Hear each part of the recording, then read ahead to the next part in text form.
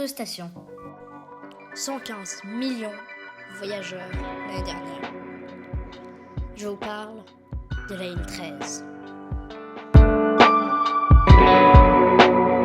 Et oui, vous m'avez bien entendu. La ligne 13 sera vraiment automatisée. Et comme Siemens a récemment emporté le contrat de l'automatisation de cette ligne, j'ai fait un entretien avec Cécile Roy pour en savoir plus.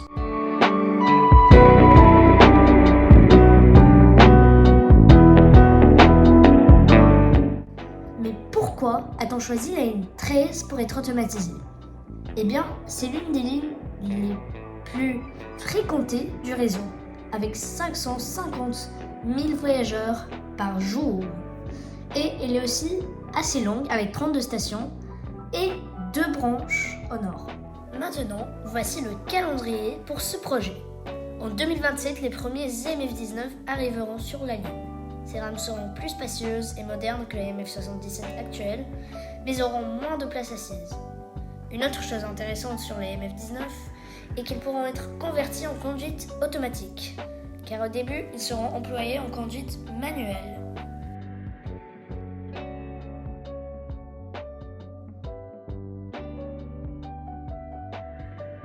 En 2032, les premières rames automatiques seront mises en service. Les avantages de cette automatisation seront les suivants. D'abord, l'augmentation de la fiabilité, sécurité et de la fréquence des trains. À notre avantage et les économies d'énergie qui sont de 20% par trajet. Maintenant, je vais vous parler du système utilisé pour cette automatisation. C'est le même système que pour la ligne 4 et 14. Il a donc déjà été vérifié et prouvé que c'est un bon système de pilotage automatique. Sur chaque trajet, ce système économise 20% d'énergie. Il diminue l'intervalle entre deux trains à seulement 60 secondes. Ce qui veut dire qu'il y aura un train toutes les 1 minute, car 1 minute c'est 60 secondes. Mais comment est-ce que ce système fonctionne ? Eh bien, d'abord, un premier train, on va l'appeler train A, envoie sa position au contrôleur de zone, qui lui-même envoie cette position au PCC, du coup au poste de commande centralisé.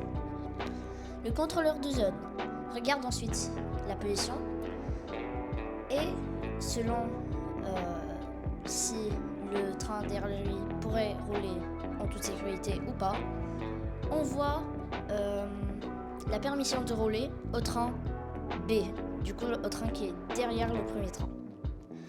Du coup, le deuxième train, il commence à rouler et il calcule les vitesses qu'il doit respecter. Si vous voulez, je vous mets un lien ici ou ici, je suis plus sûre, vers une vidéo qui explique très bien ce système.